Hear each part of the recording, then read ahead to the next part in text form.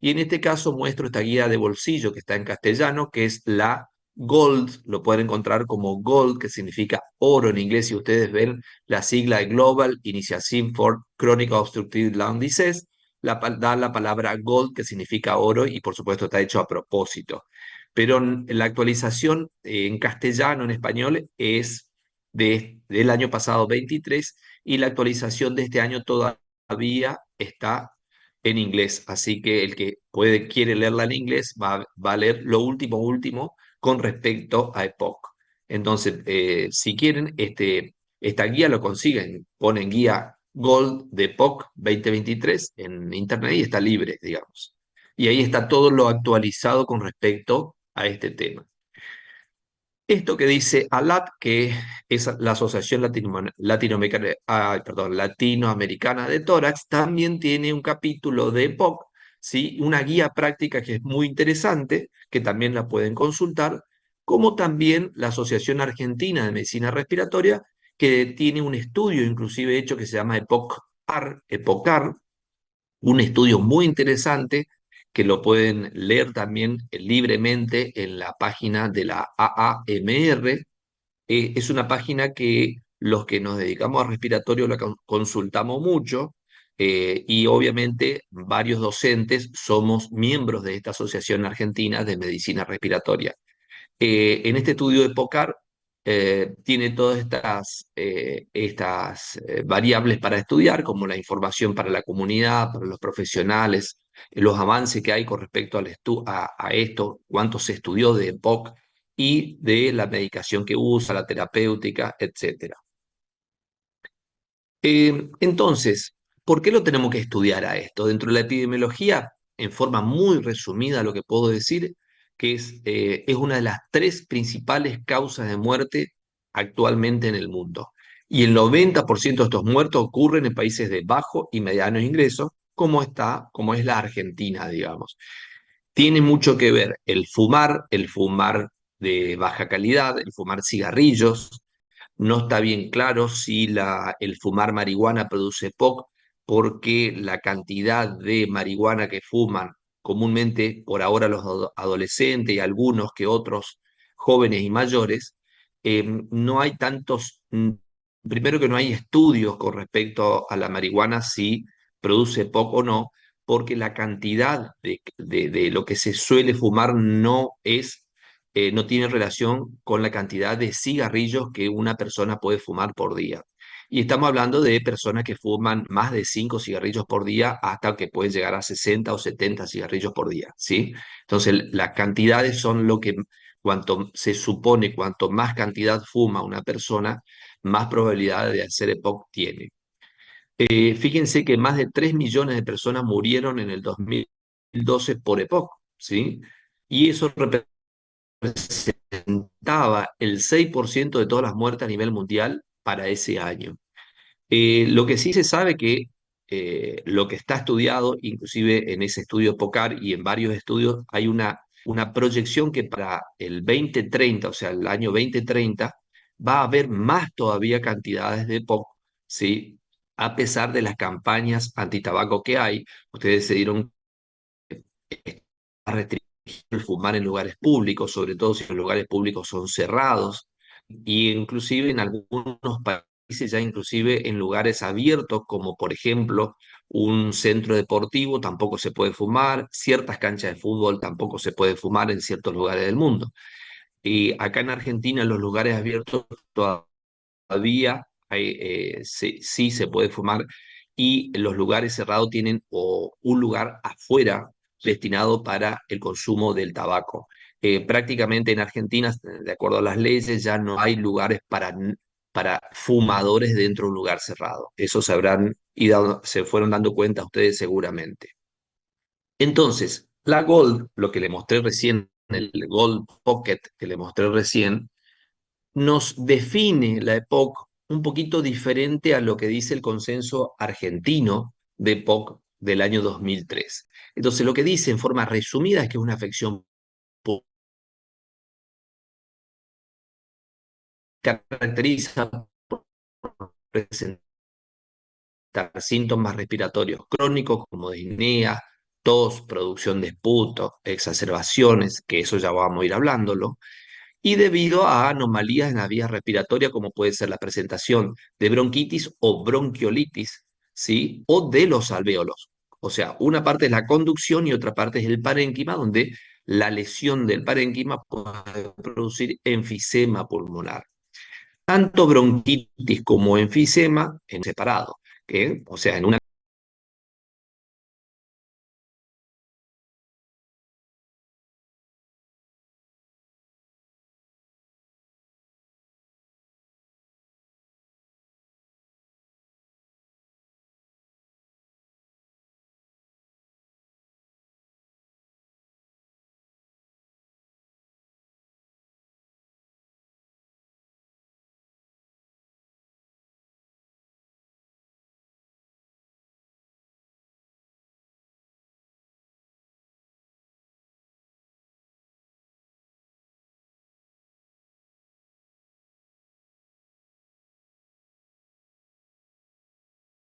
enfermedad respiratoria que cursan con obstrucción no totalmente reversible del flujo aéreo. Ahora dice no totalmente. ¿Por qué? Porque puede haber algo de reversibilidad cuando se administra broncodilatadores, ¿sí? Entonces, no es totalmente reversible, tiene limitación, la limitación del flujo aéreo es progresiva y está asociada a una respuesta inflamatoria. Fíjense que para que ser el año 2003, esto es muy antiguo, o sea, tiene 20 años, 21 años, sí ya se hablaba de respuesta inflamatoria. Lo que quiero aclarar hasta ahí es que hoy ya se sabe que hay componentes inflamatorios muy importantes, no solo en los pulmones, sino también en todo el organismo. Para que se entienda, un paciente fumador de mucho tiempo, ¿sí? Que posiblemente sea un paciente con EPOC, con enfermedad pulmonar obstructiva crónica, si yo le tomo una biopsia, por ejemplo, de un músculo del cuádriceps, posiblemente encuentre células inflamatorias que no tengan una explicación del por qué, sin que el paciente haya hecho ejercicio violento, sin que haya tenido ningún golpe, traumatismo ni nada, y tiene inflamación en ese músculo. ¿Y por qué es esa inflamación? Por el hecho de fumar? Y ustedes van a decir, pero ¿qué tiene que ver si cuando fuma el aire va a los pulmones? Bueno, esa respuesta inflamatoria de la que habla en esta definición es la presencia de células inflamatorias generalizadas que ingresan o que se desencadenan como respuesta al fumar, por ejemplo. Se están dando cuenta que la causa parece principal es el fumar cigarrillo. El diagnóstico de POC debe ser considerado en cualquier paciente que tenga síntomas de crónico, ¿no es cierto?, de tos, expectoración, disnea e historia de exposición a factores de riesgo para la enfermedad, o sea, el humo del cigarrillo. La definición es básicamente fisiológica, por lo que requiere, para confirmar el diagnóstico, un estudio espirométrico, por eso está subrayado acá, con un volumen expiratorio forzado del primer segundo menor al 80%, porque el 80% es lo normal, menor al 80% del valor teórico normal para esa persona, y una relación FB1 sobre capacidad vital forzada menor al 70%, sin respuesta o parcialmente reversible a la medicación broncodilatadora. Ahora vamos a darnos cuenta que entonces esta definición es como mucho más completa que la anterior, ¿sí? Más completa que esta definición GOLD, ¿sí? Y nos gusta, a lo que estamos, sobre todo en Argentina, que tengamos un consenso con una definición más completa, donde sí o sí nombra el estudio espirométrico. Por NEA, fumó, sí fumó, entonces usted es un EPOC. Y eso es un error a nivel mundial, decir que un paciente porque fuma es un paciente con EPOC. Es un paciente con EPOC si se hizo la espirometría y dio estas mediciones que dije a grandes rasgos. FB1 menor de 80 o un FB1 sobre capacidad vital forzada menor a 70. ¿Me siguen hasta ahí? ¿Están escuchando? ¿Está más o menos claro hasta ahí? Sí, profe. Sí, profe. Bueno, le quiero aclarar más allá del práctico que tienen después de las 18 horas, que lo van a completar en su tiempo libre dentro de estas 4 horas, existe un video, que es el video de años anteriores, que es un video parecido al que yo estoy mostrando ahora en este Power, con algunas pequeñas variantes que fueron agregadas para esta clase. Bueno, esta imagen es una imagen muy tradicional que se va a observar en cualquier clase donde se hable de POC, donde este diagrama de Bell, ¿se acuerda del diagrama de Bell de la maderación? Logro la bronquitis crónica y otro el asma. Y acá nos damos cuenta que cuando yo hablo de enfisema y de bronquitis crónica, y se descartó el asma. ¿Por qué se descartó a pesar de que comparten ciertos mecanismos de obstrucción? Porque fíjense que el asma, la bronquitis y el enfisema están dentro de este cuadro que es limitación al flujo aéreo por espirometría. Estas tres patologías pueden tener limitación crónica al flujo aéreo, ¿sí? Pero la diferencia es que el asma es reversible en la mayoría de los casos. Por eso el asma dejó de ser una enfermedad que pertenezca al EPOC. Eso ya es hace mucho tiempo. Como también no pertenece la bronquitis simple, la bronquitis que puede tener cualquiera, cualquiera que fuma poquito o cualquiera que no fuma puede tener bronquitis simple. Entonces no va a tener limitación al flujo aéreo. Y después hay un enfisema que no estaría dentro del EPOC, que es un enfisema simple también, y que por ahí no tiene nada que ver con el consumo de cigarrillo, que ya lo vamos a ir viendo. Entonces, ¿qué se actualizó cuando uno dice, ¿por qué me habla de que Nagol se va actualizando? Bueno, por ejemplo, una de las cosas que se actualizó es el tratamiento farmacológico inicial en el paciente con EPOC estable. Digo estable cuando el paciente tiene una obstrucción que mide lo mismo en distintos tiempos, ¿sí? Ya voy a hablar de espirometría ahora después. Pero el grupo de pacientes podemos dividir en 4 tipos o en 4 grupos, A, B, C y D. Y en base a los 4 grupos vamos a tener distintos tratamientos que se van a ir complejizando como nos muestra este cuadro. Por ejemplo, el paciente A, que es el más simple, que no lleva admisión hospitalaria, tiene una escala que ya le voy a mostrar qué significa CAT, una escala menor a 10, con una disnea casi muy leve, 0,1, también le voy a mostrar, ¿sí? Que ese paciente con un broncodilatador de corta o larga duración ya funcionaría. ¿Mm? Luego tenemos el paciente B, que ya pudo haber tenido una exacerbación, una por año, pero tampoco que lleva la admisión hospitalaria, pero ya tiene un CAT mayor a 10. El otro era menor a 10. Este ya es mayor a 10 y ya tiene 2 en la escala de 0 a 4 del MRC, que es la escala de disnea que le voy a mostrar después. Este ya tiene un tratamiento con un broncodilatador de larga duración que los vamos a clasificar en LABA o LAMA, que después le voy a mostrar. Después el paciente C, obviamente cada vez peor, que lleva ya admisión hospitalaria con un CAT que puede estar menor a 10, con poca disnea, pero con exacerbaciones por años mayor a 2. Y el paciente D, que es el peor, ¿sí? Que ya tiene exacerbaciones mayores a 2, que lleva también a la admisión hospitalaria con un CAT mayor a 10 y disnea mayor a 2. O sea, un paciente que está peor que los otros anteriores, donde ya vamos a tener distintos tipos de broncodilatadores, ¿sí? Que ya le voy a mostrar qué significa LAMA o LAMA, ¿sí? Y además va a tener corticoides inhalados, ¿sí? Y que puede llegar a tener una complicación dentro de la internación que requiera, por ejemplo, intubación orotraqueal, o sea, ser ventilado. Entonces, ¿qué se actualizó? Los tipos, se describió mejor los tipos de paciente con respecto al tratamiento. Y también lo que es novedoso o bastante nuevo, que se determinó el año pasado, los etiotipos en la EPOC, donde se dice que hay una EPOC G, que tiene que ver por una determinación genética, por eso la G, donde en su descripción vamos a hablar que hay un déficit de alfa-1 antitripsina, que es una alteración genética que no tiene la culpa el cigarrillo, es muy justo, puede haber una casualidad de alguien que fume y que además tenga un déficit de alfa-1 antitripsina, que es un déficit genético.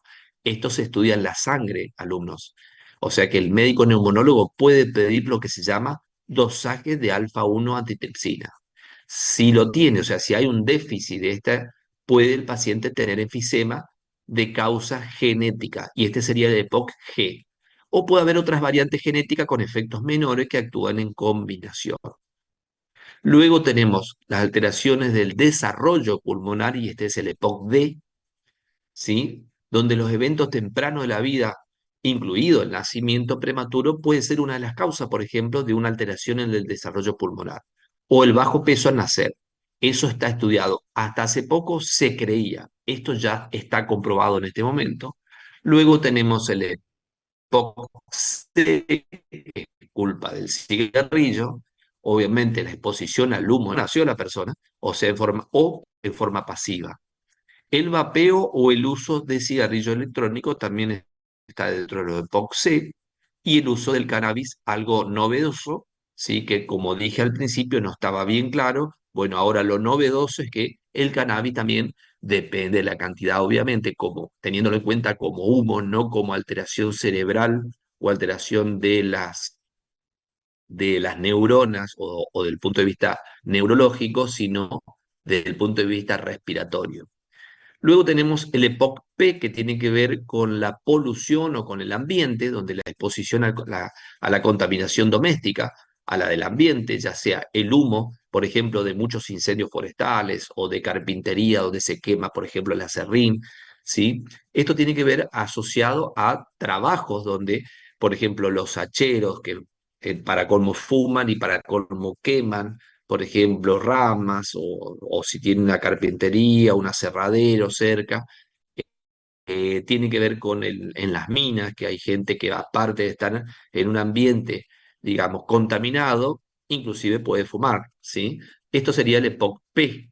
Luego tenemos el debido a infección, el EPOC-I, debido a infecciones infantiles a repetición, EPOC asociado a tuberculosis, por ejemplo, ¿sí? Ustedes saben que cuando veamos tuberculosis, que yo también doy la clase de tuberculosis, vamos a ver que es una enfermedad endémica, de la cual casi todos estamos vacunados con la BCG, pero aclaro que cualquier persona, cualquiera de nosotros puede lo mismo hacer la enfermedad, tener la enfermedad de tuberculosis, y que se manifieste cuando, por ejemplo, uno tenga una inmunidad muy baja. Y después tenemos la EPOC asociado al SIDA o al HIV. Luego tenemos el EPOC-A, que está asociado con el asma en la infancia, ¿sí? Y otras causas que no están bien determinadas, que sería el EPOC-U o las desconocidas, ¿sí? Entonces, esta otra forma de etiotipo, de etiología, tipos de EPOC que uno pueda nombrar, ¿sí? Y esto sería un poco lo novedoso de lo que habla la Gold el año pasado. Acá, desde el punto de vista de la anatomía patológica, nos damos cuenta, es un bronquio normal y un bronquio con EPOC, ¿sí? Donde lo que podemos observar es la presencia de hipersecreción en la luz del bronquio, ¿sí? La presencia de moco, puede haber también una inflamación muy marcada Profe, y presencia, sí, ¿puedo volver un ratito anterior? la anterior. Sí, ahí estamos.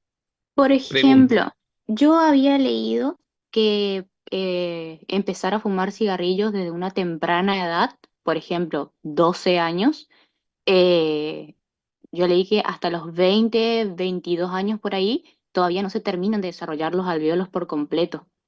Es como que si Sí. empezamos a fumar de una edad temprana, también vamos a estar incidiendo en el desarrollo de los alvéolos. Entonces, si es por eso que se da el EPOC, ¿se lo pone en EPOC D o un EPOC C? Bueno, es buena pregunta. Lo que vos querés decir es que no se terminó de multiplicar la cantidad de alvéolos, o sea, no llegamos a la maduración total y multiplicación alveolar. Nosotros nacemos, por ejemplo, con 300.000 alvéolos, el recién nacido tiene 300.000 alvéolos, y cuando en la edad adulta, a los 20 años, 21, pasamos a tener 3 millones de alvéolos, ¿sí? Entonces, Fíjate cuánto se multiplica si mientras se está produciendo la multiplicación uno le pone el cigarrillo, comienza a dañar alvéolos que todavía no aparecieron, ¿sí? Entonces, por supuesto que puede llegar a ser peor, pero va a depender en realidad de la susceptibilidad que cada uno va a tener con respecto al cigarrillo. La mayoría de las veces la gente que tiene POC ha comenzado a fumar en esa edad, alrededor de los 14 años, 15 años, cuando comienza a salir de la casa y se esconde con el cigarrillo y todo eso. Pero por supuesto hay gente que comenzó a fumar a los 30, que es más raro, digamos, pero la verdad que el inconveniente está justamente en lo que vos dijiste o detectaste, que una persona comienza a fumar a los 14 es peor que comience a los 30 años. Eso sería el EPOC de tipo D, sí que es el segundo tipo, donde hay una alteración todavía del desarrollo pulmonar también. ¿Está bien? Ah, está. Gracias. Bien. Siempre hay que hacer el diagnóstico diferencial. De todas formas, como el asma ya no pertenece a EPOC, y vuelvo a aclarar que el asma es reversible, hay mucha gente que pueda tener asma desde la infancia o asma juvenil, y después vamos a dar una clase de asma, que se puede parecer en cierto momento, puede haber un paciente con EPOC y asma, pero lo que tiene el asma es que es reversible con el uso de medicación. Ustedes van a escuchar que hay deportistas, por ejemplo, que son asmáticos, ahora que están las Olimpiadas, se ha escuchado de algún deportista por ahí que es asmático y mientras él tenga el uso de su medicación de acuerdo a la indicación médica, la persona no se da cuenta de su asma, ¿sí? O sea, no va a tener obstrucción siempre y cuando use la medicación. ¿Está? Luego tenemos el diagnóstico diferencial con el estado post-tuberculosis. La post-tuberculosis, cuando veamos el daño que produce la tuberculosis a nivel pulmonar, puede producir una disnea y una incapacidad respiratoria parecida al EPOC. Por eso hay que hacer el diagnóstico diferencial y preguntar en la historia clínica o averiguar si el paciente no está en un estado post-tuberculosis. También con la bronquiectasia, la obstrucción de la vía aérea superior por diferentes tipos de obstrucciones, con la insuficiencia cardíaca congestiva, con la fibrosis quística del adulto y con la bronquiolitis obliterante. Estos son todos los diagnósticos diferenciales para EPOC, ¿sí? Por supuesto, un estado post, por ejemplo, neumonía, también vamos a ver porque muchos pacientes con neumonía que no se saben que son EPOC despiertan el interés en estudiarse esa falta de aire después de una neumonía y ahí se detectan que el paciente es EPOC, pero en ese caso su primera atención fue por la neumonía y su segunda atención cuando la neumonía fue solucionada, aparece el estudiar el paciente y se determina que es EPOC. Entonces no es un diagnóstico diferencial la neumonía, pero puede aparecer luego de una neumonía y eso también es importante hablar o ver que alguien que fuma, que pueda llegar a ser una neumonía, debería estudiarse y debería hacerse espirometrías de control.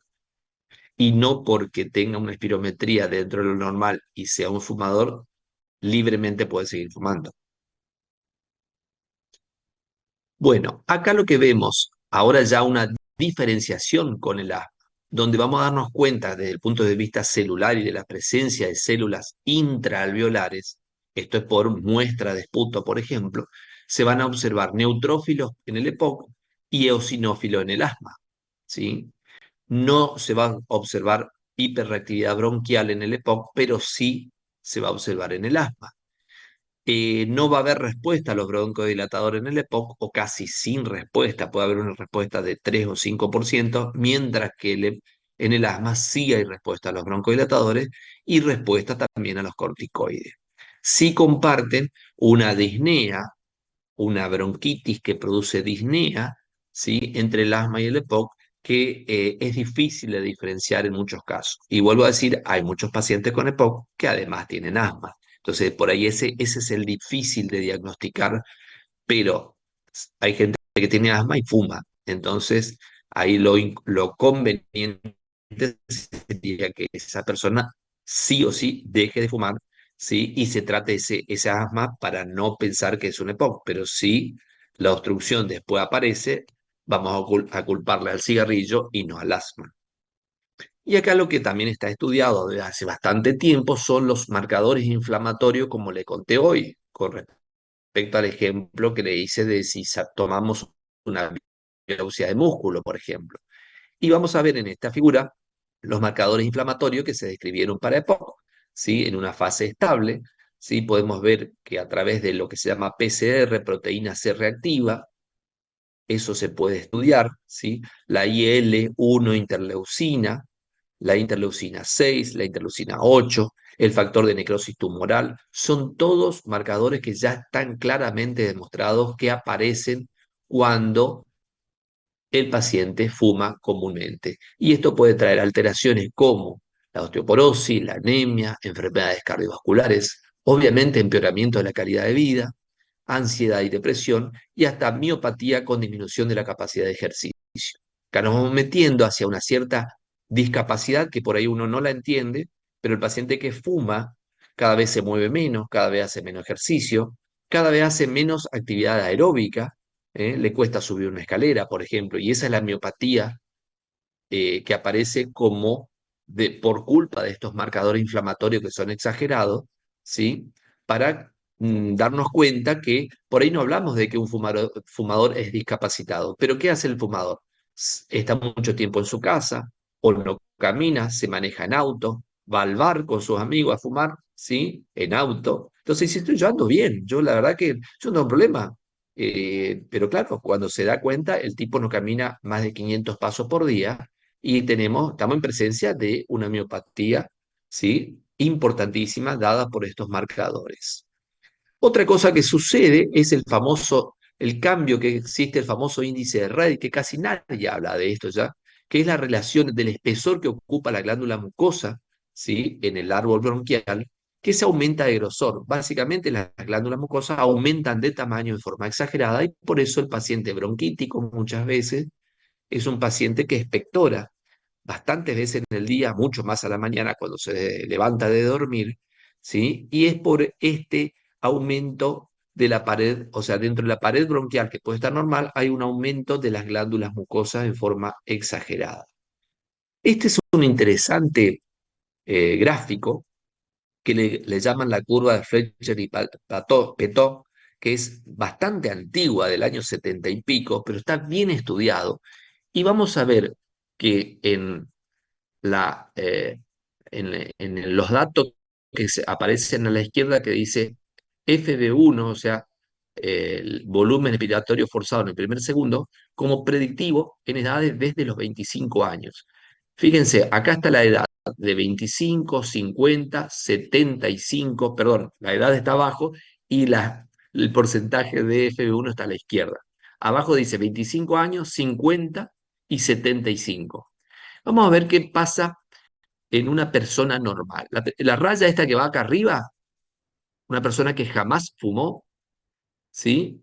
Fíjense que el deterioro, ¿ustedes ven la flechita que yo estoy marcando? Sí, Sí, Sí, profe. se se ve. ve, profe. ¿Se ve la flecha? A ver. Mm, Ahora ven el puntero láser, ¿no? Sí. Sí, sí. Bu- Bueno, fíjense que esta raya que va generando el transcurso de la edad, o sea, por ejemplo, arrancamos con 25 años y podemos estar en un 100% del FB1 y es normal que vaya existiendo un decaimiento del FB1 en una persona que nunca fumó. O sea, una persona se va poniendo vieja y el FB1 ya no va a estar al 100%, sino va a estar, por ejemplo, al 80% a los 75 años. ¿Está bien? Después tenemos el fumador, que es la otra raya, que dice fumador susceptible. Y acá hoy usé la palabra susceptible cuando la compañera hizo una pregunta a si era un EPOC D o no. Y el fumador susceptible le sucede esto. Rápidamente el deterioro del FB1 en relación a la edad. Fíjense que rápidamente llega a esta raya última que no queremos que llegue, que es la muerte. ¿Sí? Esto es el susceptible. Pero ¿qué pasa si alguien detiene el fumar en una cierta edad. Vamos a hacer de cuenta que esta persona detiene acá el fumar a los 60 años, trata de igualarse paralelamente, ¿sí?, a lo que le venía sucediendo al que nunca fumó, pero tampoco nunca se va a igualar a lo normal, como tampoco se va a igualar al fumador que es no susceptible. El no susceptible es la rayita esta, que también se va deteriorando, pero no tan exageradamente como el fumador susceptible. ¿Y qué tiene que ver lo susceptible o no susceptible? Es evidente que hay una alteración genética donde la persona viene preparada para que el humo del cigarrillo le haga mal. Entonces, ¿y uno de dónde saca esto? Porque ustedes mismos por ahí conocen a algún abuelo que tiene 80 años, que sigue fumando y que anda caminando y sin ningún problema y hasta puede salir a hacer un trotecito por ahí. Mientras por ahí pueden conocer una persona de 50 años que fuma y casi no puede andar de la falta de aire que tiene. Bueno, entonces, uno sería el no susceptible y el más joven sería el susceptible. Y es lo que trata de mostrar este esquema. La persona normal se deteriora normalmente, el que fuma y es no susceptible al humo se va deteriorando por debajo, por debajo de lo que le pasa a una persona normal, ¿sí? Pero digamos que el deterioro no es tan marcado y puede ser que muera por otras causas y no por el cigarrillo, como sucede con el que es susceptible y la progresión de la obstrucción es muy exagerada, ¿sí? Y va a terminar en la muerte tal vez antes del que es no susceptible al humo del cigarrillo. Creo que si uno lo interpreta y lo mira bien a este cuadro, puede llegar a entender la importancia del no fumar y de ojalá que el que fume no sea susceptible. Este otro cuadro nos está mostrando que lo que sucede con los EPOC. Los EPOC leves son atendidos más por médicos comunes, mientras que los EPOC graves son más atendidos por médicos especialistas. Esto, esto es lo único que quiere mostrar y menos mal que sea así. Lo ideal que todos los fumadores, o sea, los leves, perdón, los EPOC leves, moderados, también se han visto más por la neumonología. En cambio, los EPOC moderados están en un término medio. Son medio vistos por los neumonólogos y medio vistos por la atención primaria o por médicos comunes, digamos. ¿Sí? Lo ideal sería que sean atendidos por médicos especialistas para que de entrada se sepa qué hacer con el tratamiento con estos pacientes. Acá tenemos las clasificaciones de las distintas sociedades científicas con respecto a el FB1 post-broncodilatador, porque lo que quiero decir en esta imagen que ven la fotito ahí abajo, este muchacho está haciendo una espirometría, ¿sí?, que básicamente es una turbina que se pone en la boca y hoy por hoy eh, digamos, un proceso, esa turbina pasa por un proceso de un software, de una mini computadora, digamos, que interpreta el flujo que cambia dentro de la turbina que tiene acá en la boca, está en esta foto, y se hace sin ninguna medicación y luego se hace con un broncodilatador, o sea, se le hace un broncodilatador al paciente y se le vuelve a repetir a los 15 minutos la misma prueba. Por eso acá arriba dice clasificación FB1 PBD, que significa post-broncodilatador. Comúnmente, vuelvo a decir, no tiene cambios el paciente post-broncodilatador, o sea, a pesar de que se le hizo un broncodilatador, en la espirometría no tiene cambios. Y si sufre cambios en porcentaje, son porcentajes muy chiquitos, tipo 2, 3, 4. Mientras que el asma cambia 12%, por eso ahí viene una gran diferencia entre asma y EPOC. Y con respecto a las distintas sociedades científicas, la ATS, que se va a parecer a la AMR, que es la nuestra, ¿sí? La ATS es igual que la Argentina, que es la AMR, ¿sí? Nosotros vendría a ser que se le copió a la ATS y nos dice que leve, un EPOC leve es cuando tiene mayor del 50%, el FB1, que es moderada entre 35 y 49, y cuando tiene menos de 35 es severa. Y la Gold, que es la que le estuve mostrando como la actualización Gold, lo separa en cuatro. Leves cuando está por arriba de 80, 2A entre 50 y 79 y 2B entre 30 y 49. O sea, tiene dos moderados. y habla de severa cuando tiene menos de 30, ¿sí? Lo otro no lo voy a nombrar, ¿sí? Porque la ATS es americana, la ERS es europea y la BTS es inglesa. ¿Está? Cada uno en distintos países. Esto está bueno que sepan que existe esta forma de ver de acuerdo a la sociedad científica y de acuerdo a donde ustedes trabajen, ¿sí? Por ahora vamos a mirar la de la MR o la GOLD que la maneja todo el mundo. Otro tema importante que no es solo espirometría, porque tenemos este cuadro o esta forma de observar o interpretar a los pacientes con EPOC. Esta es un poco más avanzada porque toma cuatro variables y se llama BODE, ¿eh? Por su sigla de Body Max, obstrucción, disnea y ejercicio, capacidad de ejercicio. Esa es la palabra BODE, ¿sí? No es una palabra en inglés, es una sigla, donde se mide FB1, distancia caminada en 6 minutos, disnea medida por la escala MRC y el índice de masa corporal, y de acuerdo al valor que tiene cada paciente se le va a poner 0 punto, 1 punto, 2 o 3. Fíjense que si el paciente está peor de lo peor, va a sumar estos 3 puntos, por ejemplo, si tiene un FB1 menor a 35, si no camina 150 metros y si además tiene una escala de disnea de 4 con un índice de masa corporal menor a 21, sumaría un puntito acá.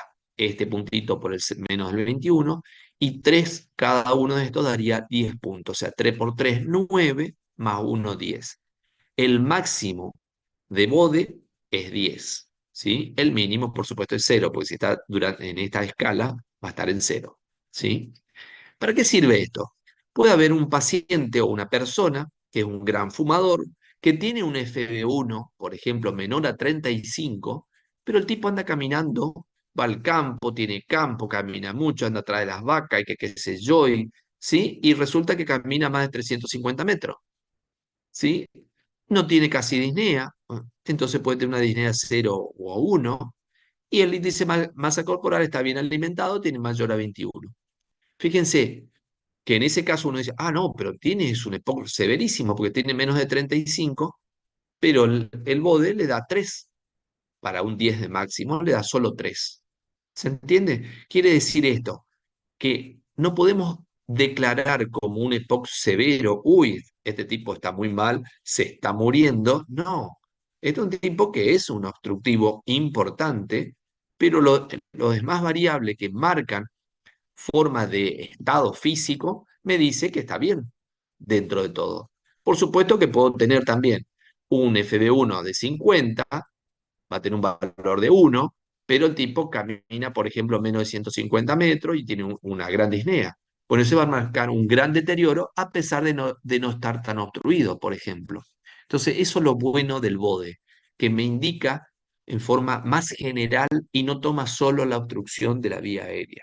¿Sí? ¿Están entendiendo más o menos, alumnos? Sí, profe.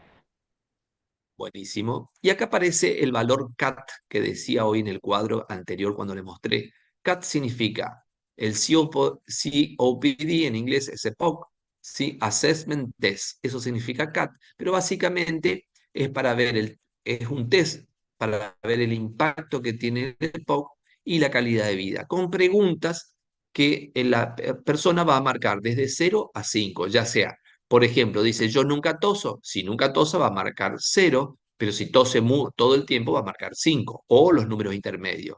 De acuerdo a los números que vaya marcando en toda esta exposición, va a dar un valor, y es el que hablamos hoy, menor a 10 o mayor a 10. ¿Se acuerda? Esto lo puede hacer en una sala de espera, el paciente lo puede, digamos, completar, es bastante simple y fácil de mirar y de sumar, digamos. Y ahí estamos los resultados de bajo impacto cuando está de 1 a 10 puntos, de impacto medio cuando está de 11 a 20 y de impacto alto cuando tiene de 21 a 30 puntos. El impacto muy alto, o sea, mucho deterioro, la limitación que produce la enfermedad es máxima cuando da de 31 a 40 puntos, esto que le estuve mostrando acá. Vamos a hacer de cuenta que todo está mal.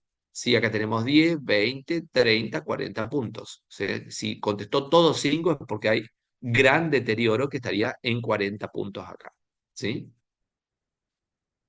Bueno, acá otros indicadores clínicos para considerar diagnóstico de EPOC, ¿sí? Todavía no le hice la espirometría, pero tiene tos crónica, que está presente o intermitente o cada día, eso es tos crónica, rara vez nocturna, producción crónica de esputo, ¿sí? O sea, produce moco, en cualquier patrón de producción de moco puede ser un indicativo, puede sugerir EPOC.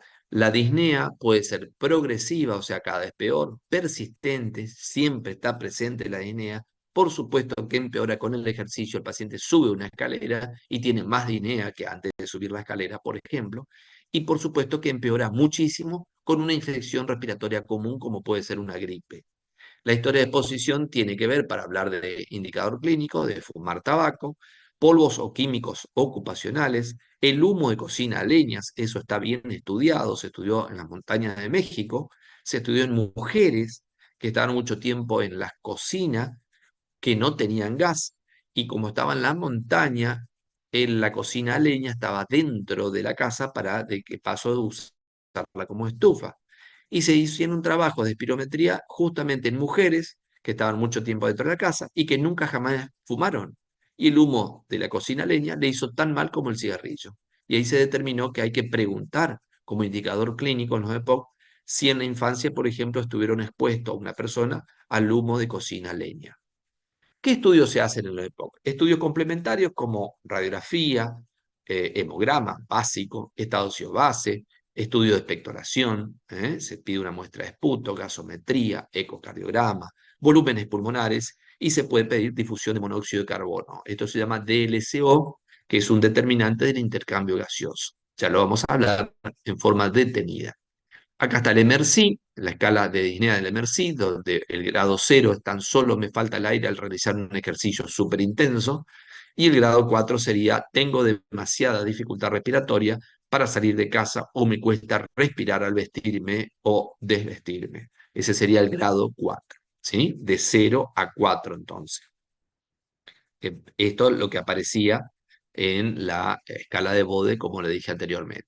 Luego, para el fumador hay algo que se llama escala, o perdón, cálculo paquete año, no significa cuánto paquete por año fuma, sino que es el total de paquete año que uno puede sacar, es el número de años fumados, por ejemplo, fumó 20 años, ponemos el número 20 acá, el número de cigarrillos fumados por día, ¿sí? Dividido 20, que es lo que tiene un paquete de cigarrillo común.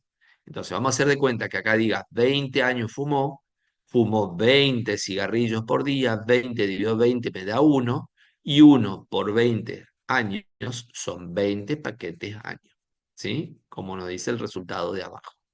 Ese 20 paquetes año es que lo que está estudiado y hoy por hoy está declarado que la persona que tiene 10 paquetes año mínimo ya tiene alteración a nivel pulmonar y puede tener daño de sus pulmones, con 10 paquetes año. Estamos hablando que nuestros pacientes comunes a veces tienen 30, 40 paquetes año, ¿sí? En el resultado, porque acá, por ejemplo, si fuma 40 cigarrillos, 40 dividido 20 ya me da 2, y 2 por 20 años fumados son 40 paquetes años, por ejemplo.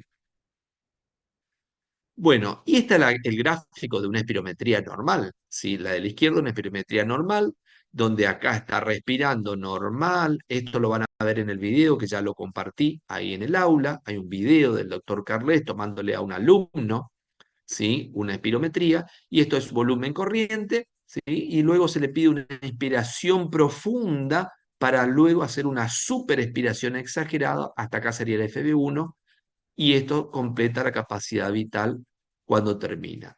¿Qué pasa en un paciente exageradamente obstruido?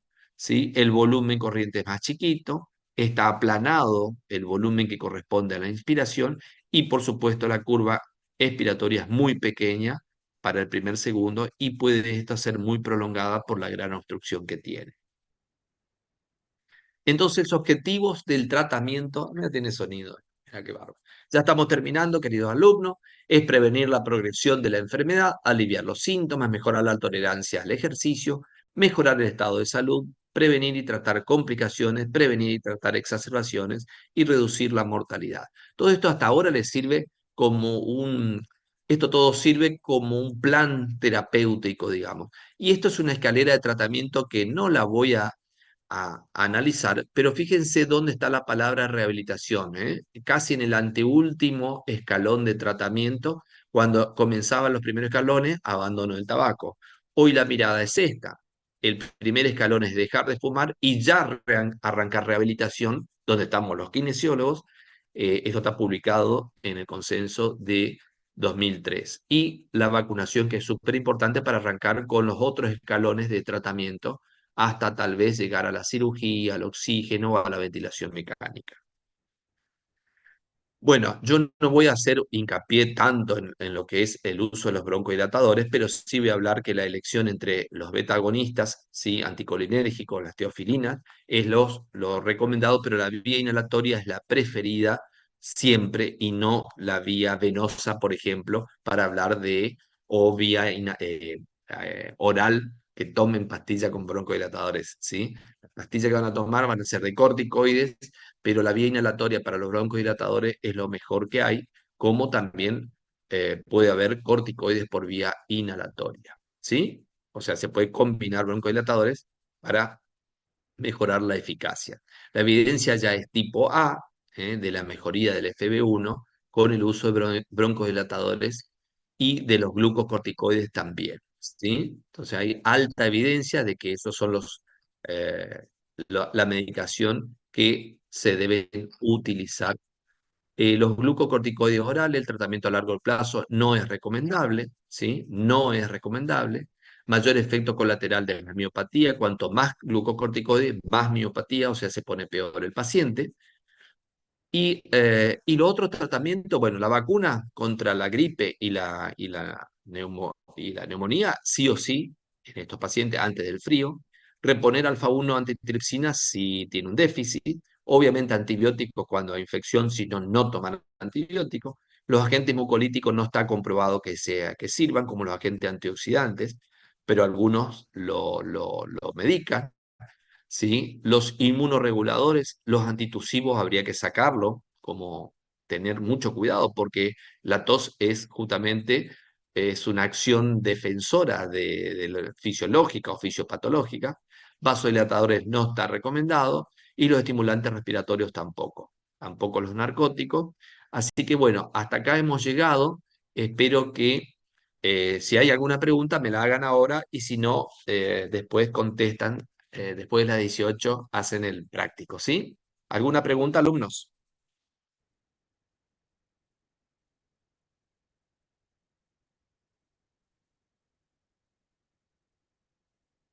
El jueves que viene voy a hablar de bronquitis y de enfisema en forma separada, donde vamos a ver imágenes de radiografía, de tomografía para mejor interpretación de esto y voy a volver a hablar de algunas partes que hablé en forma general ahora, por ejemplo, de la espirometría, ¿sí? Así que con tranquilidad, lo que van a tener de práctico ahora es bastante simple, son 5 preguntas, así que los dejo entonces alumnos y que tengan buenas tardes. Bueno, profe, gracias. Hasta Muchas luego. gracias, Profe, profe. Que tenga gracias. buen fin de semana. Gracias. Gracias, chau, chau.